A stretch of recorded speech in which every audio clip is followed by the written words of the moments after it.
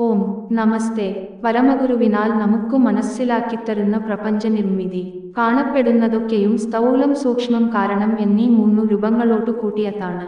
ഇതാണ് മഹാഗുരുവിന്റെ ഗദ്യപ്രാർത്ഥനയിലെ വരികൾ നമുക്കു മനസ്സിലാക്കി തരുന്നത്. പരമാത്മസ്വരൂപം തന്നെ ഒരു ഉപാധിസ്വരൂപമായി ഈശ്വരനെന്ന നാമധേയത്തിൽ കാരണാവസ്ഥയിൽ നിലനിന്ന് അവ്യക്തമായ പഞ്ചഭൂത തന്മാത്രകളാൽ ആദ്യമായി ഈ പ്രപഞ്ചത്തിന്റെ അവ്യക്തസ്വരൂപം സൃഷ്ടിച്ചു. ഈ കാരണാവസ്ഥയിൽ നിന്നും സൂക്ഷ്മാവസ്ഥയിലെത്തിയ ഈ അവ്യക്ത പ്രകൃതിയോട്ടുത്ത പ്രപഞ്ചത്തെ സംരക്ഷിക്കുവാൻ പരമാത്മാവു തന്നെ ഹിരണ്യഗർഭൻ എന്ന നാമത്തിൽ ശക്തിസ്വരൂപമായി നിലകൊണ്ട് പ്രപഞ്ചത്തിന്റെ സൂക്ഷ്മാവസ്ഥയെ നിർമ്മിച്ചു സംരക്ഷിച്ചു.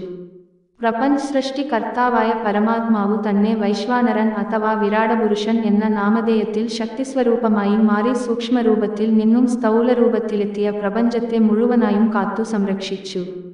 ആയതിനാൽ കാരണരൂപത്തിൽ നിന്നും സൂക്ഷ്മരൂപമായി സൂക്ഷ്മരൂപത്തിൽ നിന്നും സ്ഥൂലരൂപമായിത്തീർന്ന ഈ പ്രപഞ്ചം നമുക്ക് കാണപ്പെടുന്നതായി തോന്നുന്നത് സ്ഥൂലം സൂക്ഷ്മം കാരണം എന്നീ മൂന്നു രൂപങ്ങളോട്ടു കൂട്ടിയ ആന്തരിക ശക്തികളുടെ സൃഷ്ടിപരമായ പ്രവർത്തന മഹിമയാലാണ്. നമസ്തേ.